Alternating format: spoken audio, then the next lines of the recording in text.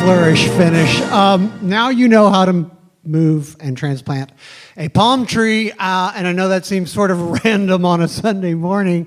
It's going to make a little more sense later, maybe. I don't know. It just might be random. But first of all, I want to catch you up sort of where we started last week, and we started actually about 2 weeks ago.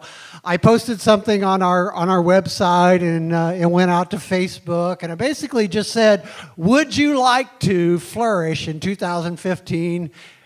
Apparently people do. We got like a lot of notice, a lot of likes, a lot of thumbs up, a lot of two-gun pointing. Everybody was like, yes, I want to flourish in 2015. I want to grow. I want to personally grow. I want to change. I don't want to just stagnate. I don't want it to be the same. I want to be better. I want to prosper. I want to live abundantly. All of the things that you would expect. It's like we were all there. And then last week, we kind of walked in here. And here's the great thing, and here's the reason why I love the Bible. And I know I'm like a Bible commercial, but that's okay. But like why a guy like me loves the Bible so much is because I shared with you, if you were here last week, if not, I'm going to catch you up, so don't even worry, you didn't miss anything. But like this idea from a 4,000-year-old song, like basically we talked about song lyrics that were written thousands of years ago, and it totally sort of put a new spin on this idea of growing or flourishing. In fact, it sort of added a new question to our mind about flourishing, not just are we going to flourish this year? Do we want to flourish this year? Do we want to grow? Do we want to change? But it was sort of this idea of how. How are you going to flourish this year? And this psalm, this song, these song lyrics that we talked about gave sort of a comparison between two things. This psalm, this scripture said that you could flourish like a weed or like a palm tree, and I know that sounds sort of random now, and you're like, well, that's interesting. And you're marking not applicable in your mind. I love when I come on a questionnaire and I can just put that NA in there, but I don't want you to do that yet. I don't want you to kind of mark non-applicable in your mind yet, because I really think you'll find this morning, even as we go back over this, that there's a lot of wisdom in this statement, that you could flourish like a weed or you could flourish like a palm tree. Now, here's what the scripture said, and I just want to read it to you again. In Psalm 92:7, the writer said these words. He said, though the wicked sprout like weeds and evildoers flourish, they will be destroyed forever. Now, I know that it just sounds really churchy and religious, and oddly, whenever I read evildoers, I think of George W. Bush. I don't know why. Evildoers. I don't know why I keep saying that, but like there's something weird about that language. And here's the good news. There's good news and bad news, because I've been thinking about this week. I'm like, one thing I don't like about the Psalms, and I know you're not supposed to admit that you don't like certain parts of the Bible. Like, I love the Psalms, but the writers in the Psalms just seem sort of angry sometimes. They're like, I can't wait till my enemies perish. It doesn't kind of line up with the old Jesus turn the other cheek thing. And if I'm being honest, it just seems sort of vindictive and mean sometimes. And so I read this, and it's like the wicked sprout like weed and evildoers flourish. They will be destroyed forever. And it sounds sort of like, ooh, I'm not sure I want to put that on my T-shirt. It sounds sort of... Now, here's the thing. I realized something. I'm like, oh, my goodness. This is so simple. This is so simple. There is a translation for these words. Like, it's awkward now. Like, you don't want to say, oh, the people at work, they're wicked. And you probably this week didn't want to go, hey, my boss is an evildoer, clearly. Like, you don't want to say those words because it seems sort of judgmental, and it just seems out of step with where we are in our culture.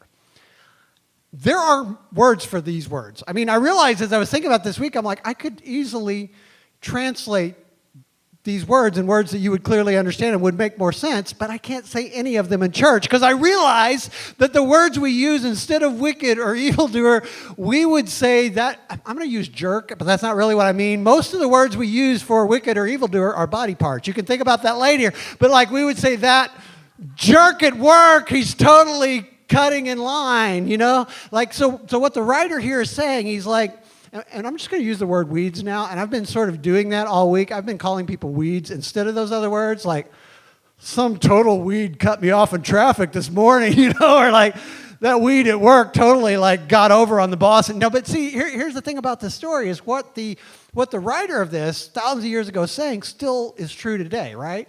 Like, there are people We'll call them weeds, not the other words that people call them. But there are people who take shortcuts, right? They're the people who cut in line. They're the people who do the wrong thing and still seem to get away with it, right? You know those people. You have a brother-in-law like that. You know, like those people that you go, oh, how come like I'm trying to do the right thing and it seems like it's holding me back, but that other contractor or that other worker at work, like they never turn their stuff in time, but they always have a good excuse or they blame it on someone else and somehow they get away with it. And so that weed, it seems like they're flourishing, doesn't it? Like people get ahead by doing the wrong thing. What the writer of this said is, in the end, they're destroyed. In the end, they're indicted. In the end, they get audited. In the end, they get fired. In the end, they get found out. In the end, like someone checks their Facebook page and realizes they weren't really like sick. And all of a sudden, their story falls apart. And so what the writer of this psalm is saying years ago, but it's still true today, is they're like weeds. And we understand weeds, right? Like every year, we see that in our lawns, and we see that in our garden. Or if you're someone who keeps flowers or takes care of your property, I mean, we all know this thing of like weeds spring up really fast, and they seem to grow better than anything else. And you know the weird thing, like I was thinking this week, weeds are so resilient. Like whenever there's a drought and my grass in my yard that we work so hard to keep green dies, the weeds spring right up. It's just amazing. Like, and so that's what this writer is saying, which is still true. And I don't want to belabor the point, but it's still true. Like there are people who are like weeds in the fact that they always seem to get ahead.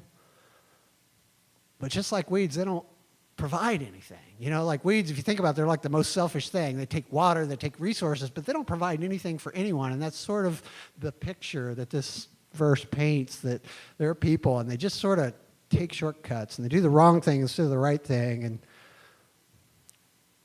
But you can flourish like that, right? Like it's possible to get ahead in the short term by doing that. Now, the writer also says this, and I believe this is also true and also still applicable. It says, but the godly, and we might say like he's a good guy, or he's a stand-up guy, or he has a lot of integrity, but the godly will flourish like palm trees and grow strong like the cedars of Lebanon. Now, cedars of Lebanon, one of the largest trees, are big, strong. We can kind of get that. But the reason why we sort of zoomed in last week, and we're going to zoom in today about the palm tree part of this, is because palm trees are weird. And I didn't really realize that until I started kind of like taking interest in them over the last few weeks. Because last week we learned that this writer said you could flourish like a weed or you could flourish like a palm tree. And palm trees are really interesting because if you look at that cross-section where it's a palm tree cut down, there's no growth rings. Like palm trees are the weirdest tree because they don't grow like regular trees grow like, and every year they grow around that, and every year they add another ring, and every year they add another ring, so you see trees get bigger and bigger and bigger as they get older. Palm trees don't do that. They're sort of the same width all the way up because they grow differently. They sort of stack. Instead of growing out in rings, they sort of stack layer upon layer upon layer upon layer upon layer. So like the cells in the bottom of a palm tree are the original cells that were always there. And they don't like die, and that's what's so weird and sort of strange and wonderful about palm trees is they layer upon layer upon layer. And it's such a beautiful picture, I think, and such a great picture still today of a completely other way of getting ahead, another way of prospering or another way of flourishing. Like instead of like get rich quick and I'll step over the bodies on my way to the top and I don't care about anyone else and it doesn't matter. Instead, this is a picture of the palm tree flourishing like a palm tree of like year after year, just adding on your reputation, on your skill level. It's a slower, more, I mean, think about it, like that's true too, right? Like palm trees grow a lot slower than weeds, right? Like weeds grow up really fast and they're at the top, but they're dead in a year, and whereas palm trees, like this picture of the palm tree that you see on the screen, it's probably 100 years old, at least probably 50 years old. And look, see, it's still, and I like the fact that they stay slender in their old age. I don't know why, but maybe because I'm getting really old, but like they stay green, and that's what Scripture says. Like they stay green, and they stay like they're still good in their older years, but it takes a long time. But they just sort of layer upon layer upon layer, build upon build on, and they. It's just a really two different pictures, if I could. How to get ahead. You know, the quick way, the shortcut way, the illegal way, the I don't care about others way, or this other picture of like a palm tree, just year after year, adding on, you know, building your skills, building your integrity, building your reputation. Everything counts because it's going to matter in the future. Now, here's the thing about that. that discussion. I know I've told my whole sermon from last week in a couple minutes, and you're wondering, well, why'd you take so long last week? I don't know. Anyway, but that's the picture that we have. Maybe I got better over the last week. I don't know, doubtless. But here's the thing. So we can choose those two things, and I stand behind that. Like, looking back, I go, yeah, that's a sort of a contrast we need. It's still applicable. It's still powerful. Like, it's good advice, right? Like, I would say it's good advice to flourish like a palm tree instead of like a weed. If you love someone, you'd probably advise them. You'd advise your kids, like, don't take shortcuts. Don't go the illegal route. Don't just think it's all about now, because, tomorrow's going to count and this is going to go on your permanent record. All those things you tell your kids, that's flourishing like a palm tree. But here's the truth of the matter. That's good advice, but I don't think it's enough. In fact, I know it's not enough. And there's several reasons why. One of the reasons we talked about a little bit last week, but I want to kind of bring it back up. There's sort of this big lie that all of us feel, and we hear it in our head. We're kind of like, if it doesn't happen soon, it's not going to happen. And it pushes us into like this feeling like we need to go the weed route. We need to be a big old weed instead of a palm tree, because if I don't get this promotion soon, I probably won't get it. If I don't get married soon, I probably won't get it. If I don't get rich soon, it probably won't happen. And so we find ourselves going, so maybe I should compromise. Maybe I should take shortcuts. Maybe I should not exactly do it the legal way. Maybe I should shave off the corners. And so sort of it's easier and actually more profitable in the shortcut every time to do the wrong thing instead of the right thing. And it's because we hear this in our head. And it's sort of sad, but true, isn't it? Like that so many of us, and I don't want a show of hands, but I raise my hand and go, there were so many things I did when I was younger, and I took shortcuts, or I made bad decisions, or I was just thinking about the moment, and I had no idea how those decisions and how those sort of sins, I'll call them because they were, how those bad decisions, how those sins, how those shortcuts I took would affect me later. And so this sort of hangs over our head. It makes it really difficult to think like a palm tree. And the other one is just this. When we're thinking about improving ourselves, self-improvement, it's got the word self in it, right?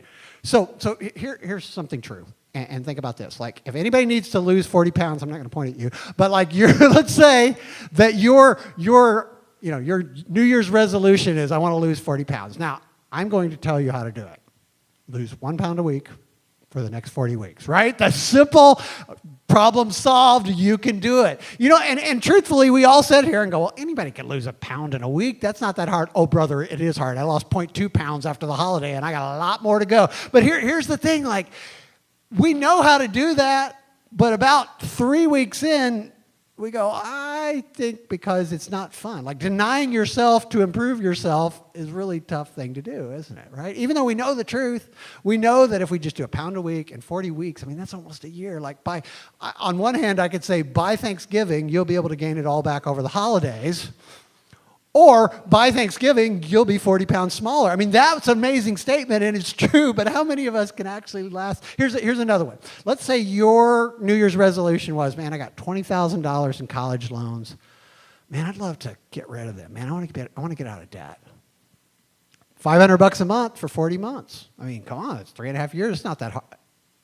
That's a long time, isn't it? On one hand, we know, that's possible, maybe, or it might take longer, it might take shorter, but, we know, get on a budget, all the things that Dave Ramsey would tell us, we could do this, and here's the plan. But, man, about 6 weeks into this, I want to buy an Xbox. It's just amazing how hard it is to do these simple things. And it's because when we're trying to improve ourselves, by denying ourselves, it's a tough thing to do long term. So it seems like all the cards are stacked against us, and they are. And that's why I'm glad this song didn't end there. He said something else, and it's equally as brilliant as that comparison that he made. Says this in Psalm 92, 12 through 14. It says, but the godly will flourish like palm trees and grow strong like the cedars of Lebanon. We read that last week. And then it says these words. It says, for they are transplanted to the Lord's own house and they flourish in the courts of our Lord, and even in their old age, they still produce fruit, and they will remain vital and great. Isn't that remarkable in light of what you just saw, that he said they were transplanted? Because palm trees have another thing that makes them really strange. They're really relatively easy to transplant. Now, obviously, that was a really huge palm tree, so you need the giant truck diggy thing, which I just like to own one of those. I don't even know why, but I was watching that this week. I was like, man, that would be cool to have. Maybe I could, anyway. But that's just me. I love watching heavy equipment like that. But like, it's amazing because if you've ever seen, and we've used graphics of this and shown like if you look at an oak tree, it's basically as large under the ground as it is above the ground. Like it has roots that go way down and it spreads out, and it's like the tree sort of mirrored underground in the root system. And palm trees aren't like that at all. In fact, it shows in this picture them sort of craning in a palm tree, and it just has this little, they call it the root bundle. Basically, they grow more like grasses than trees. They don't grow a big, strong root down. They actually grow, and they're very strong. It's not that they tip over. It's not like you can walk up to a palm tree and go boop, and they tip over, or they wouldn't last in a hurricane, and they do. But they're totally different in the fact their roots grow out, and you can actually dig like 3 feet out from a palm tree and just sort of dig down about 3 feet of a normal-sized palm tree, and it's yours. In fact, I found this out. This is weird. There are palm tree rustlers. Who knew? That there are palm tree thieves. I was reading these articles like in L.A. There was this one band of palm tree rustlers, which I think is a funny name. Like that would be a good backing band for like a country singer, like Tonight on Jiminy Kimmel, like Jason Aldean and the Palm Tree Rustlers. I don't know, but like it's a weird name. But think about like people steal palm trees, and if you're wondering how much a good palm tree goes for, some of these palm trees go for like 20 grand. Can you imagine like 20 grand? So if you would like to pay off your college loans, either... right? $500 a month for 40 months. Or go steal a palm tree. That's what I'm saying. That would be the weed. But anyway, like think about that. Like people steal palm trees. You didn't hear that from me. I ain't saying nothing when the palm... But here's the thing about palm trees. And let me just talk about how horrible preachers and worship leaders are just for a moment. Because I used to be a worship leader and I'm a preacher now. Whenever, yeah, they're despicable. Because whenever a preacher or a worship leader reads this Scripture, they always go, yeah, they're transplanted in the Lord's own house. You know what that means? Brothers and sisters, they're in church. And then the worship leader's like, yes, brothers and sisters, that means they were always worshiping God in the temple. Now, here's the problem with that. The temple wasn't built yet. They still had like a tent to worship God in. So the writers of this were not suggesting that you go live in the temple and sing and play on a harp, even though preachers and despicable worship leaders like me said that in the past. I think I've said that like, we need to spend time in worship right now because you should stay forever in God's... No. Here's the thing I know about this verse. And I don't know a lot. I told you last week, I don't know a lot about palm trees, and I asked to be sent to an island where I could learn more, and no one took me up on that. But anyway, I actually did go to, we went to Orlando last Easter. Right after Easter, we pulled out of here, and we actually rented a house down there that had a court. Because he's not talking about like getting taken to court. When it says... for they are transplanted to the Lord's own house, and they flourish in the courts of the Lord. They're not talking about like the municipal court with honorable judge God presiding. He's talking about the courtyard of like a Mediterranean type home. That's the way they would have a home. Like we rented a house that looked something like this. It wasn't quite this big, but it had like the tile roof, and it had a courtyard around it, and it had palm trees just like this in the courtyard. And we found out, because I was on Zillow going, I got to pick one of these babies up. This is sweet, you know. But anyway, like, yeah, immediately I was on Zillow trying to find out how much the house was worth. But that's what I do. But I realized it was built in 2005. So these big palm trees obviously weren't there. They didn't build it around the palm trees. So most likely they transplanted those palm trees into the courtyard. I wish I had pictures of it. That would have been smart. Instead, I took a lot of pictures of our cat. Because yes, we took our cat on vacation, and he was out by the pool, and it was hilarious. But none of them had any good palm tree pictures. I'm sorry, but the cat is really cute. You'd like him. But anyway, like there was a courtyard, and they had palm trees in it, and they were really cool. And like I was totally tempted to just dig around them and throw one on top of the SUV and drive home with it. But here's the thing about the palm trees in the courtyard. They all had one thing in common. They weren't mine. See, I think that's what this is getting at. Like, the person who built that house in 2005 and had those palm trees transplanted into that courtyard, They were the owners of the palm trees, right? Clearly, because it said in this 40-page lease I had to sign, like, you will not take any of the furniture. That's kind of harsh. But anyway, like, I had this whole lease, like, everything in the house is the owner's. You can't take it. And all of it even said the shrubbery. I remember thinking that's funny, like, yeah, I'm going to go steal your potted plant. But it was probably talking like, dude, you can't uproot our palm tree. That belongs to us. And that's, I think, what this verse is saying. Like, people who are godly, people who flourish like a palm tree, it's not just that they do the right thing for a long period of time. That's good advice. And honestly, you walk out of here today and go, hey, I'm going to try to do the right thing for a long period of time. I'm not going to take short.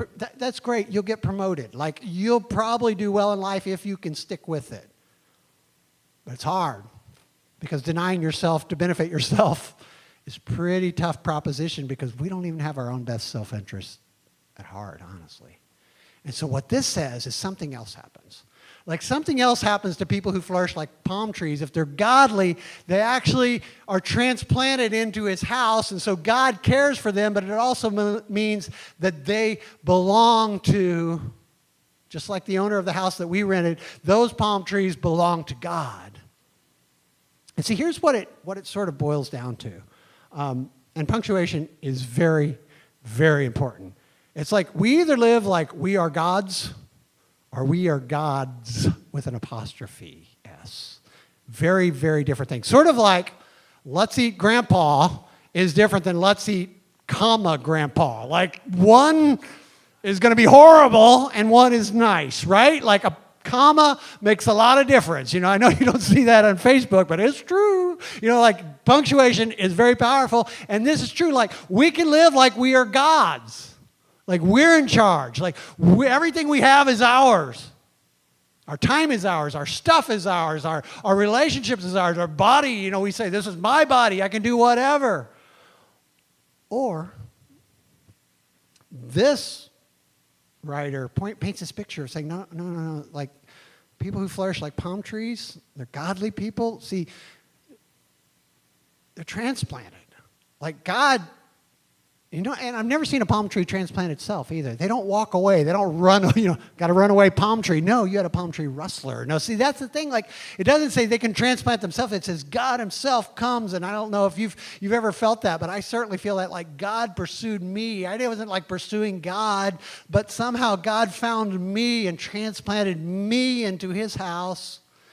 And when I became his, it changes everything.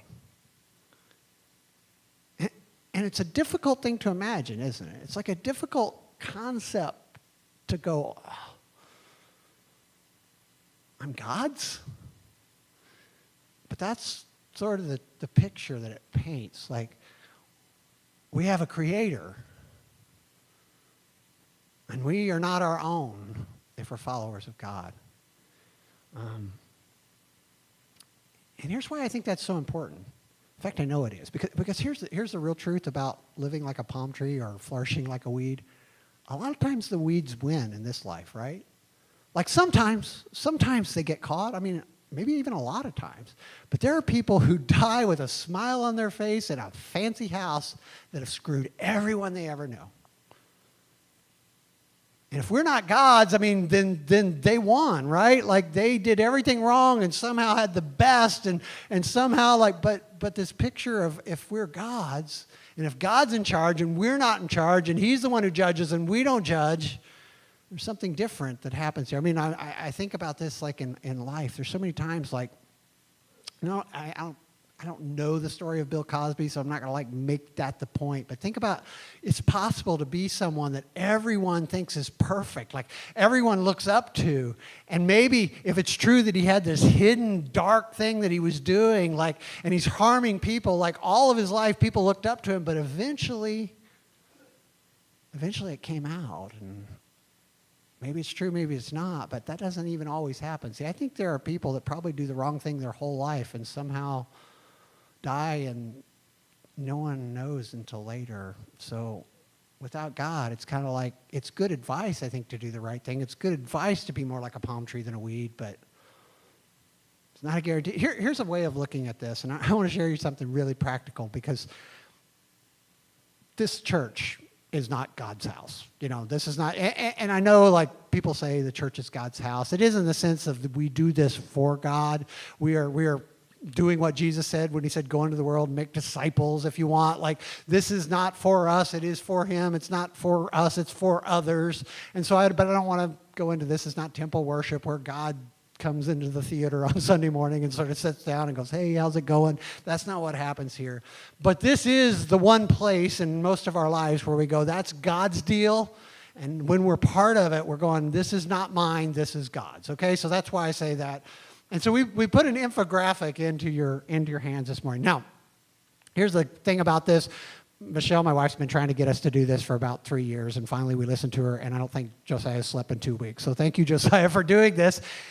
As with most of the projects that I go, hey, can you just throw this out there? It's always a little harder than I thought. But one thing that was fun doing this, it's kind of a picture of Action Church and some numbers and pictures, is we were going through like sort of all the wacky facts about Action Church, and a lot of them didn't even make it on. Like, we realized like we had over 50 orders to Amazon for supplies this year. I don't know why that's funny, but it was to me. Like how many, that means like almost every week a package comes to my house from Amazon for Action Church. Can you believe this is the real number we figured out? We got 5,850 donuts were purchased this year by Action Church for Sunday mornings. We probably should all lose 40 pounds. I mean, that's a lot of donuts, man. That's amazing. That's a real number. Gave away 96 Bibles. Who knew that? 300 T-shirts, 7 of which were white. The rest were black, and still have some of the black ones on the truck. Not so many whites. I don't know why. Maybe. But, I mean, there's like all sorts of sort of weird factoids. I love the bonfire one. If you were there, you understand the picture. And there's just weird ones that you wouldn't even think of, like 27 bands, 200 songs, 50 sermons, almost 3,000 slides that Kate and Josiah made. And then there's some that are like small numbers, but just pretty shocking. Like when I think of like the homeless family that we were able to help through Bridge of Hope, like they were homeless last year, and now they have a home. They have a plan. They have mentors around them. They've got 2 years of rent assistance so they can sort of get their lives on track. And my belief is that for all eternity, like for generations, this family, their life has changed because of what you did. Like they're not homeless anymore, even right now, and they're not going to be because of what you did. I mean, that's just amazing to think of, like missionaries that are supported and food pantries stocked. And down at the bottom, we have that number, which, and here's the perspective thing. Like if you come from church leadership or been around any other church, like 126,000 is a really small number for a church our size, like we're really lean and mean. If you're here and you're like not a church person, you're like, it takes 126,000 to do that? I mean, come on, I can do it for half that. No, so I know like it's just weird to look at that number, but the important number, and I love the pie chart because it shows it's still at this point like 24%, almost a quarter of everything that comes in the door doesn't just go for rent or supplies or it goes back out to people in the community. I mean, I'm very thankful for that. But the 100% is the big number. That's like, wow, 100% of this happened from people just like you. Like just going, this is not mine. I'm not going to hold on. This is not just mine. This is God's. I'll give this. This is God's. My time, my talent. And the funny thing is there's so many things that aren't on here. And there's things we can't talk about, like people that we were able to help individually that just confidentiality doesn't allow us to do that. And there's wonderful things that you did and that you helped someone. And this is just a slight picture, but I want to use it for this reason. Because it kind of illustrates this point of like, is it ours or is it God's? It's like, it cost $5,500. And rent support for that family to go from homeless to not homeless, and countless hours for their mentors. If that's God's, man, that's awesome. Their life has changed forever. But you realize somebody could have bought a jet ski for that, right? Like, that's just real. I mean, you shouldn't think of it like that, but sometimes I look at that number and go, well, that could have been a jet ski. I mean, that would have been fun too, right? Or if you look at the Relay for Life is a silly amount. Like, over $10,000 it cost us. We had 100 volunteers out there for 24 hours, just countless man hours, and how many meals. Like, we could have bought a lot of beer and crabs with that, right? Like, we could have had a really big party, but instead, for some reason, because the money was God's and not ours, we said, let's give this to someone else, someone who's struggled with cancer, someone who's helped someone with, and it just kind of paints a picture like of when we say that is God's, that time is God's, that talent is God's, that money is not mine, it's God's, like how it changes, because let's just be honest, on one hand, you kind of go, oh, man, I could have bought a jet ski with that. That would have been fun. That would have been for me. But on the other hand, you go, man, changing someone's life forever is a big deal. And it's not just the homeless family, or it's not just the 8 people that were baptized this year. It's just the lives that my life's been changed. And I hope yours has too, that we're different because someone else said, this isn't mine, it's God's. Now, I want to leave you with this. We're going to get done early because I've got something really important for Marion and Josiah to share with you, the Action Groups launch. Here's what the writer said about this idea of being inside of God's courts, of belonging to God. He said this, he said, a single day in your courts, not the courthouse, but the courtyard, is better than 1,000 years anywhere else. I'd rather be a gatekeeper. I'd rather work in God's house. I'd rather work in God's thing than live the good life in the homes of the wicked. He's like, rather than taking the shortcut and getting everything now, I'd rather work for God because it's better. He said, for the Lord is our sun and our shield. He gives us grace and he gives us glory. And then he says these words. He says, the Lord will withhold no good thing from those who do what is right. O Lord of heaven's armies, what joy for those who trust in you. I want the band to come back up here. But I want to leave you with this. I don't think this is just poetry. I don't think this is just song lyrics. See, I've found this to be true.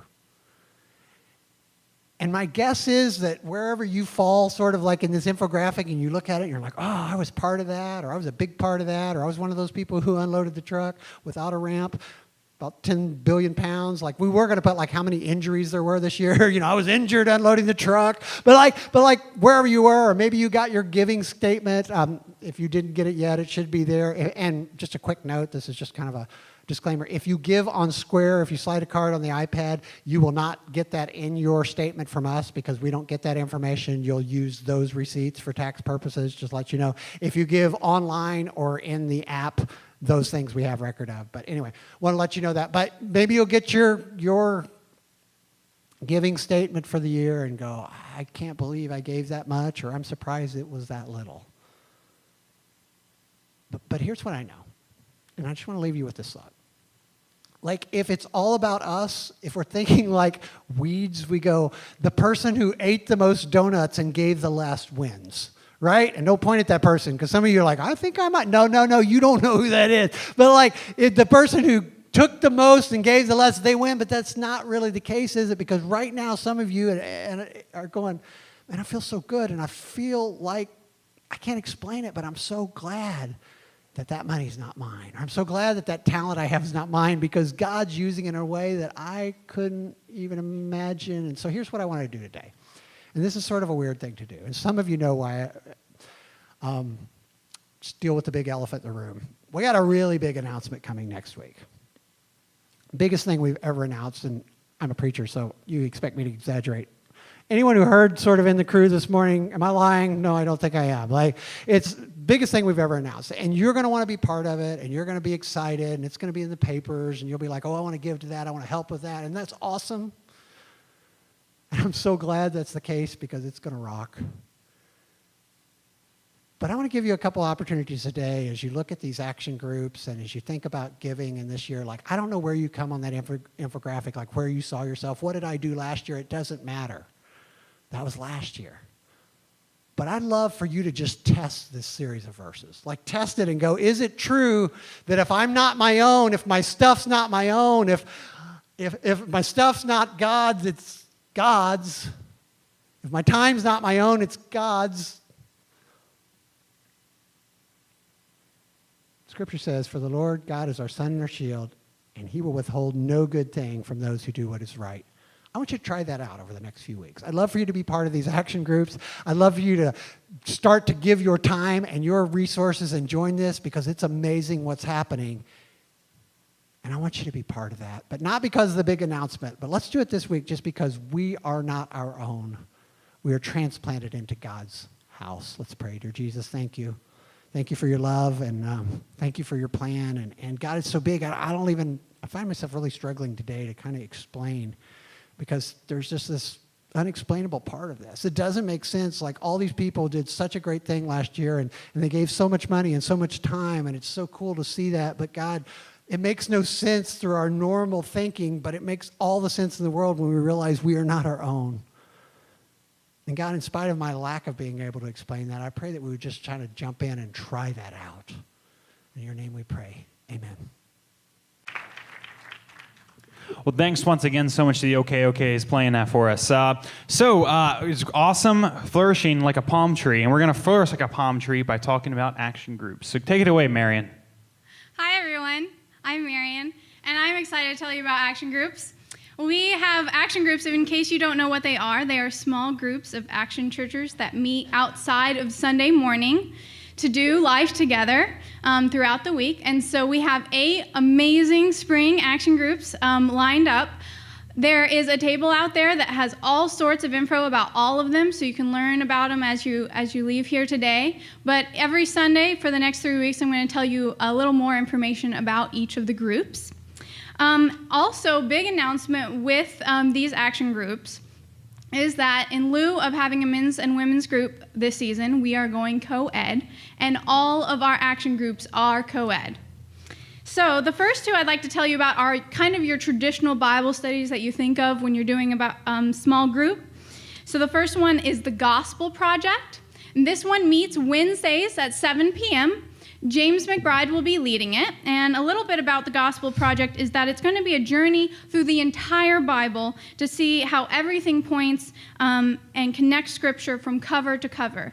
We tried to do that once for a series, and it went horribly wrong. But that's all right. That's okay. Maybe you need more than 4 sermons. Yeah, I think more than 4 times is required for that. Go ahead. Keep going. So yeah, it's all going to point to that God's redemptive plan to rescue each of us from sin and death. So that's Wednesdays at 7 p.m., the Gospel Project. Another one we have is a beautiful design. The Bible teaches us about how we are men and women created equally but uniquely. And so we're going to talk about God's beautiful design for us, being true and perfect, leading to joy and human flourishing. Woo!